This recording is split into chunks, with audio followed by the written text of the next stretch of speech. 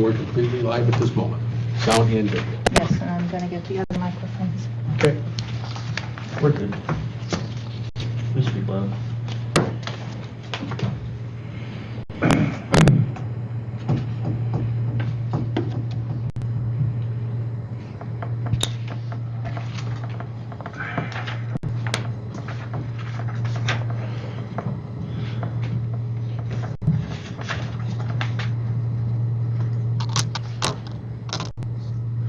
Nice roll.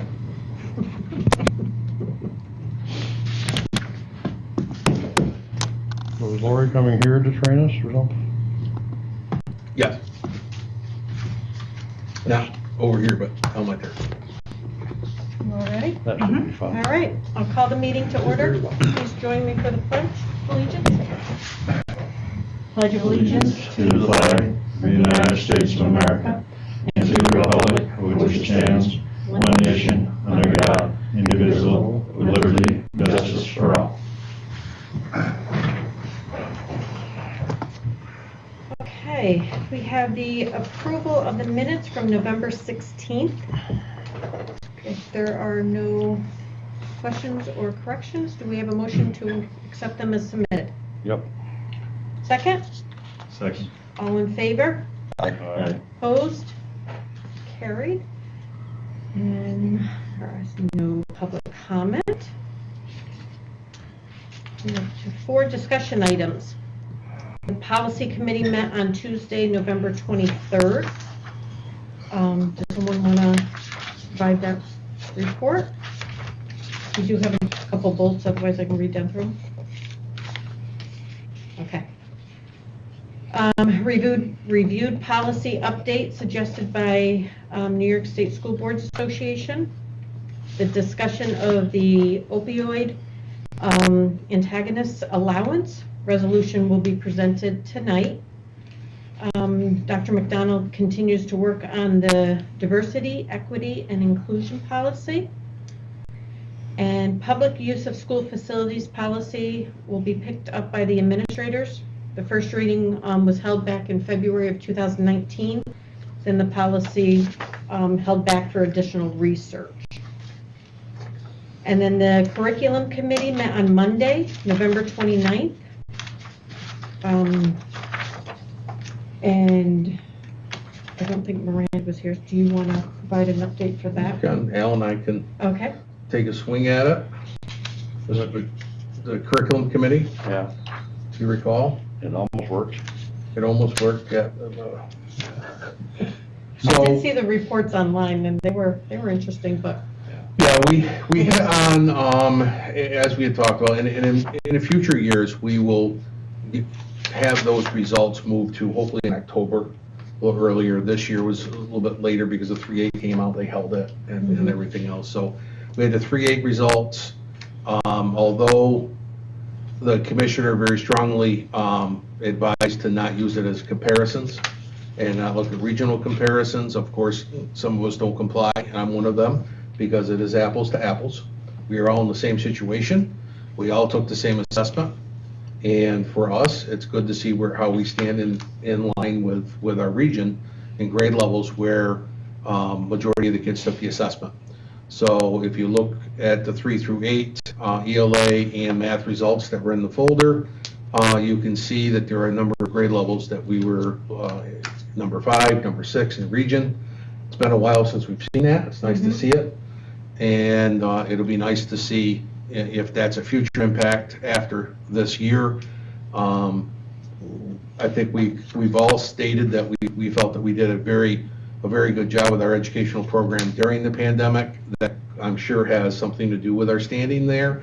But more importantly, I really truly believe that the work that the district started 2-3 years ago regionally, the literacy work, the code knowledge intervention work, CQLA, letters, and the work that was done last year by our teaching staff led to that, and it should be celebrated, in my opinion. That's the 3.8.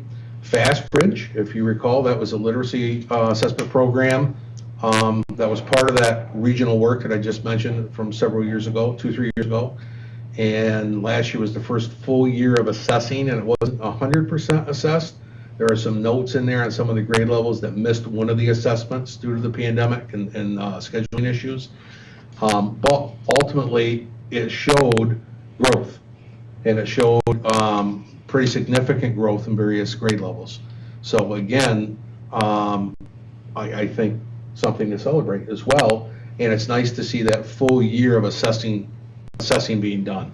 This year, we're getting 100% done. We're going to make sure everybody takes it throughout the year so we can get that fall to summer, and we can get last year to this year and get some good additional assessment results as we look at it next fall. And that's so important, so we don't have any students falling through the cracks. Oh, absolutely. We keep track of them and, get them the help that they need if so be it, early enough. And then we hit on a few other initiatives and items that we're reviewing. One of those being a program called Paper Tutorial, which we are right now, the teachers are discussing and taking a look at. And it's the ability to have 24/7 certified teachers available through a chat tutorial session to support our teachers and our students. It's a program that we can purchase at a trial up front for us through the amount of money that we have to have allocated, the 20% of our federal monies that has to be allocated to skill deficit, learning loss, and that fits that role. So we are looking at that. I don't know if we're going to do it or not. We need to have, it's not going to be successful unless the teachers buy into it and want it. It's their support. So it's in their hands right now for review. I know, Mr. Bedine, I had sent you the link. Did you have a chance to take a peek at it? I'm about 2/3 of the way through it. Yeah. So it's pretty impressive. It is. Initially, anyway. It is. So that's a quick summary. Is there anything I missed you want to highlight? No. I think we went through it. All right, well, we look forward to hearing back from what the staff thinks of that. So I did look into that, and it's another avenue for the students to get the extra help that they might need. Yep, They're absolutely. very, There's just a cost to the district on there, not to the students that access it, right? Correct. And what it would be, and it's mostly shared, right? right, Right? correct. So after we go through the federal, so we can extend our federal monies till right now September of 2024. So this year, next year, possibly the next year, if we're allowed to buy forward a year, we can pay for that out of the Recovery Act, the 20% learning loss. And then after that, there's a BOCES poster that they're linked into, so we can build it if we chose, and it worked very well through our trial. If we saw it had benefit and it was helping our students and parents, then we could look to build it into our funding, the amount of money for the coverage, and then we get the aid back out of the COSER. So it does have the ability. I did the math on what it would be 3 years from now, and if we did it for every single student, all the way down to kindergarten, it would be about $13 a student to have 24/7 tutoring access. That's awful hard to turn down if it is effective. That's the key phrase. Right. We're looking for things to be effective and to work and to be there for supporting the students to learn and the teachers to educate. So more to come. That's $13 a student that uses it? $13 a student, period. That's what it would work out to. It's a flat fee for the district. Any amount of use for any available amount of time. No limits. And the nice thing is it has not only live chat tutorial, but it also has essay development. So if a student has to write an essay, they can upload that essay and they will get critical feedback on it using the Socratic method of educating. So they're not just going to tell them, oh, this is what you have to do. They're going to work with them and educate them through it. Math problem, need help with my homework. Okay, then they work through a process, not just, okay, well, this is what you got to do. And the nice thing about it is, as those sessions are going on live, if I'm the teacher, I can see them. I can see them live, if I happen to be looking and watching, or I can see them afterwards. So I know what students in my class have gone for tutorial help, and not only do I see that, I can actually go on, look at Graydon, and look at what he did. He was in algebra He had a tutorial session on this on Friday at 8 o'clock at night, and after his pulling event, and this is what the conversation was, and how it went. So then I can use that to inform my instruction as I see that. If all of a sudden I have 15 kids getting the same, all right, maybe that's something I gotta reassess and reteach. So it's fully inclusive to the teacher. Teacher has full access, as do the administrators. So it's not something that's just going on over here and I don't know about it. They're still my kids. and my Everybody's students. still withheld in the loop. Yep, absolutely. Complete transparency. Yeah. So we'll see. It's, we'll see what they come back with. All right. So, Okay, our next meeting is scheduled for December 21st, and then we have one for January 4th. Dr. McDonald does not anticipate urgent business being brought to the January 4th meeting. So the question is out there, do we want to cancel that January 4th meeting since it's only within 5 business days of the December meeting?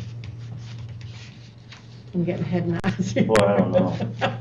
I'm not sure. I mean, I really like seeing you all. Yeah. With that said, time does make the heart grow fonder, so maybe we put a little distance between the two meetings. All right. we've got facilities, important facility stuff to deal with on the 21st potentially, right? And then We once we will. clear that, we should be good, right? Okay. Yeah, definitely. All right. Thank you. Snow day. Correspondence. I did receive a DCMO thank you note for the National Technical Honor Society induction ceremony. They thanked the board for supporting them. It's nice to be in person again. Yes. Not even. Nice. Additions to the agenda. We have one consent agenda addition. It's a resignation from Bobby Wright, part-time food service helper, and that will be as of December 17th. Okay. All right, so we have the consent agenda. We have declared surplus of an old refrigerator, unpaid leave of absent for Catherine Birch. We have an appointments for Daniel Reed for food service helper, Rebecca Seta for teacher, He's a substitute, sorry, I forget that headline up there, substitute. And then we have appointment of a tutor, Brittany O'Brien. We have athletic recommendations, emergency appointment for Lisa Reinhardt for modified volleyball coach, as well as the resignation for Bobby Wright. Do we have a motion to accept the consent agenda? Motion. Second? Mm-hmm. All in favor? Aye. Opposed? Carried. Next, we have donations. We have face masks from Joanne Pomeroy to the middle high school students and staff. We have $1,000 from Frank Denton to the Clarence Denton Award in Agriculture. $1,000 from Barbara, is it Schmidt? Schmid. Schmid? It is ED? Okay, Schmid, to the Clarence Denton Award in Agriculture. And we have $50 from Ronald Rosenblum and Corinne Shippers to the FFA in memory of Donald Schofield Jr. Do we have a motion to accept those donations? I move it. Second, Seconded. all in favor? Aye. Opposed? Carried. Next, we have authorization participation in opioid overdose prevention program. And do we have any questions on this? Does that mean we're gonna be carrying Narcan in school? We will have Narcan in the nurse's office only. And this authorizes that ability for us to store on site and for the ability for her to administer. So there were 3 levels. There's 3 levels of choices. We can do that, or we can become a training center, and anybody who's been trained can carry it, and we can supply it, or we can have a third party come in and administer and be on site or whatever it is. So we're recommending that, at the request of our nurse, Yeah. that we have that on site. Okay. I'd make that motion. Second. All right, all in favor? Aye. Opposed? Carried. Next, we have an award welding training simulator bid. We received a bid from Airgas USA LLC in the amount of $25,515. And this is a simulator. And I'll Speak to have- this a little bit? Yeah, please.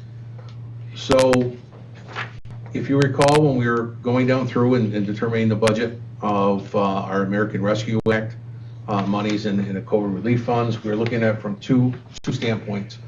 Our one-time purchases to improve and maintain our facilities and our equipment and various things to positively impact the learning environment and the learning of students. With that comes engagement opportunities. So this is one of those engagement opportunities through instructional technology. Welding simulator will allow us to do two things. One, welding, as you know, has sparks, has flame, has heat.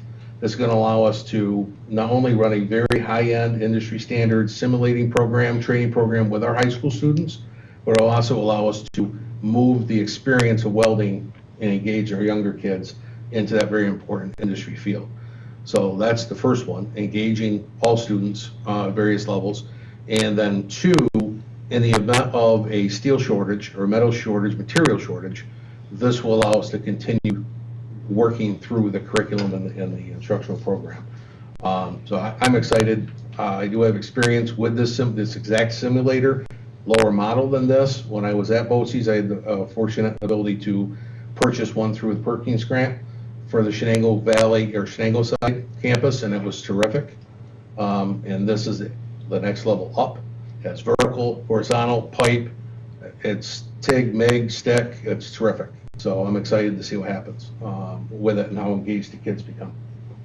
So it's here for your recommendation of the simulator bit, and then we'll put forward the purchase after that fact through our federal funding. Okay. Are there any questions? I don't think steel is just, the shortage is just the issue of that too. That is becoming a hot commodity at the dollar value. Steel Correct. It is. Also, so. I think this also will allow any student that is interested in just, testing it to see if this is something that they want to do. If not, no harm, no foul. But yet, if it also provides a benefit to those that are really interested in welding to get a hands-on before they actually possibly enroll in BOCES.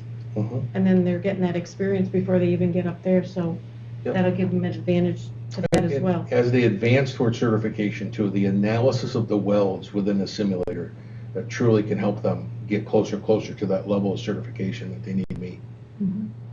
Now with this, like for pipe, for example, I'm assuming there's pieces that come with this, like a. Yep, there's models Okay. and that you use, not your steel mold that you're welding.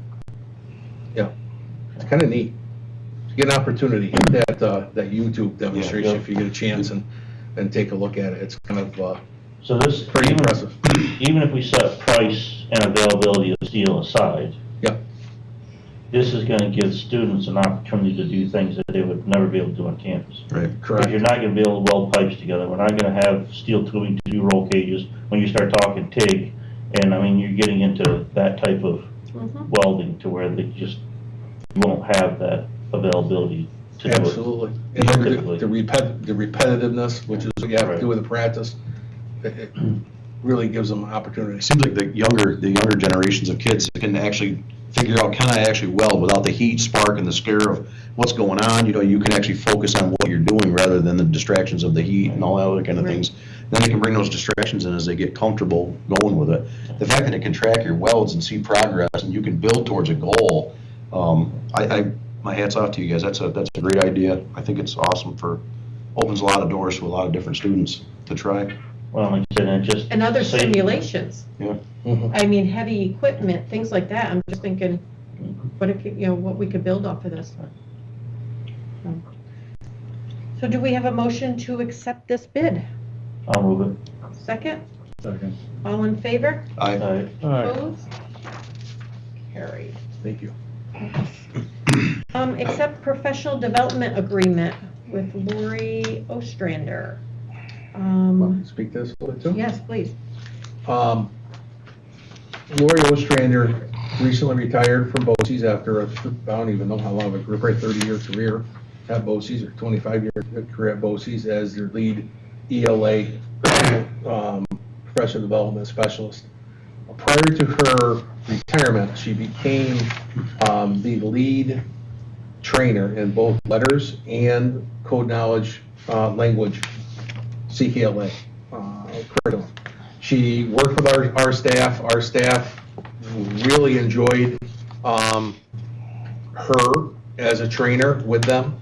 We have the second level skill module still needing to have professional development training for our teachers. BOCES does not have the ability to do it with Lori's retirement. So we did reach out to the company. The company does have the availability to send trainers. It'll cost us twice as much. We reached out to Lori to find out if she was available to do a contract directly with us, as our teachers really appreciate and enjoy her training. She is available. And this is the agreement. Not only will we get training, but we'll get some on-site time with her coming in and doing some mentoring and meeting with teachers after the fact, which is best practice in the area of training and professional development. So it's a great opportunity. I strongly recommend it. And because it's the skill deficit, this will be funded underneath our 20% learning loss funding.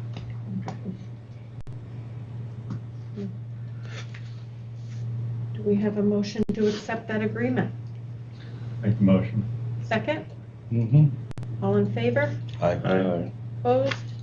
Carried. Well, thank you for thinking outside the box and reaching out to her. That was actually Melanie, Nice. our first year principal. She has her ear to the staff, and she was hearing from the staff on who they wanted and what they were looking for, and we were able to get it done. Let me know when she's here, will you? I will. Well, it's that conference day in January, in the afternoon. All right. Next, we have personnel appointments. We have Kristen McGraw for teacher aide and Cassandra Lauderette for head cook. Do we have a motion to accept those appointments? I'll move it. Second? Okay. All in favor? Aye. Opposed? Carried. And we're up to approvals. What did I do here? Oh, the appointment and then the approval of head cook, The Cassandra. stipend she gets as head cook. Thank you. Mhm. Annual stipend of $1,440 of Cassandra Lauderette. In addition to the rate that she's getting. Because she's head cook and also on-site Right. cafeteria coordinator, Correct. Okay. so. Yep.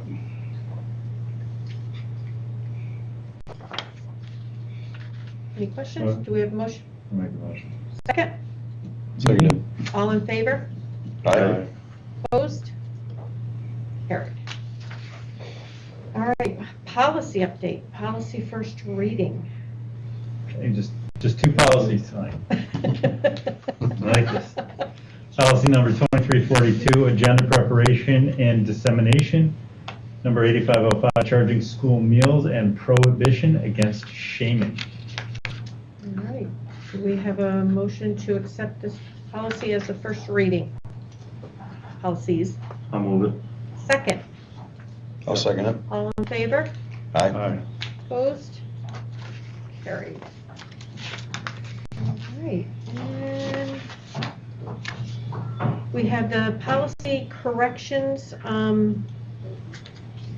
Let's see here. I'll just do them real quick. Okay. We had policy 110E, which was an exhibit, sexual harassment exhibit. It previously indicated to delete. Director of Curriculum, Instruction, and Assessment disregard. This exhibit was declared obsolete in April of 21. It was replaced with exhibits 110.2E and 115E. And then the second one was 8520, free and reduced price meal services, revised recommended update, change information guide to as otherwise determined by superintendent. Those were additions to the last time it was brought to you. Right. As I was going through, I noticed those changes. All right. Do we have a motion to accept these policy corrections? So moved. Second? Yep. All right, all in favor? Aye. Opposed? Carried. Thank you. All right, administrative remarks, or supervisor's remarks. Does anybody have any questions on any of the information that was presented?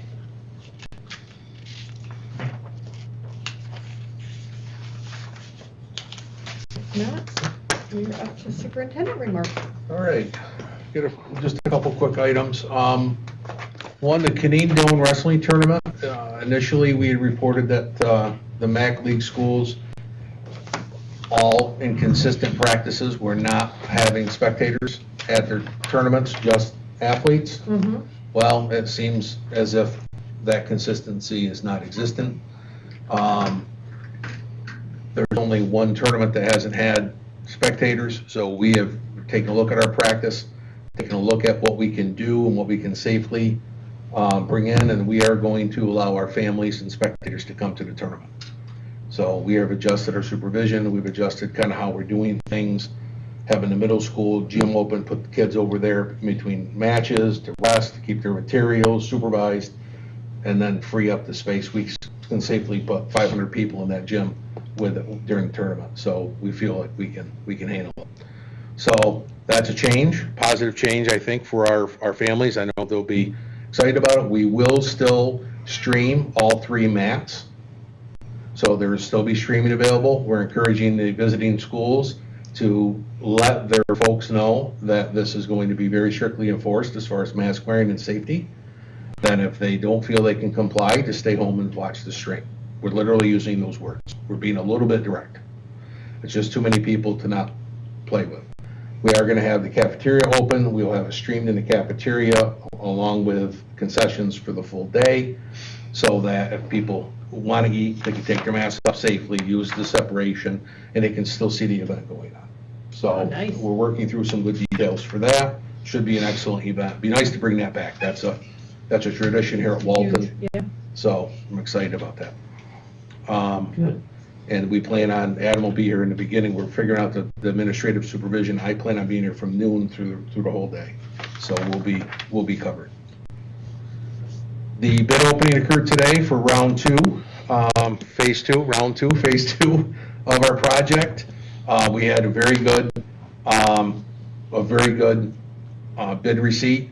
We're meeting on Thursday to review it and to be prepared for the facilities meeting next week, and we'll go from there. I'm hearing good things. Good. I'm hearing good things. So I don't have detail. I won't have until Thursday, so stay tuned. But we'll be prepared for facilities next week. And the budget survey, which Meg and I worked on, Meg mainly developed. I reviewed, we sent it to the Facilities Committee, to Paul and Rhonda. That's going to go out tomorrow. Plan on it being out tomorrow. It'll go internally through our email system as well as out to the public via General social public. media and on the website. So that will be out there so we can get the input. When that occurs, who wants to see the live access? We have the ability to share it. I can share the responses coming in. We don't have to hold it and then give it to you later. It is your survey. It is your budget. We can give it to the Finance Committee, can give it to the whole board, so that you can see the responses as they come in off the response spreadsheet. I think it'd be nice for the whole board to have it. I Okay. agree. That way it's That should full, be solid. that way it's full transparency. I don't want to have, Meg and Yep. I don't want to give it. I want to hold it and give it. I want to make it completely transparent for the board. Mhm. Okay? Kind All of right. gives everybody a chance to really think about any ideas that might be coming in and Yeah, absolutely. enact them. Good. Okay, so we'll get that out tomorrow, and website development is going along very well. I think you'll be impressed with the initial design that we'll go with for this year. And we'll have it, should be ready for, January, sometime in January. It'll be ready to go live. So it'll, I think you'll be very happy with it. Okay, so I have. That's it? Any questions? No? So- And there's no need for exec, right? Not for tonight. Okay. Make a motion to close. Second. Second. All in favor? Aye. Opposed? Carried. Okay. And Corey, you're going to close the meeting on the Yes. stream? Okay.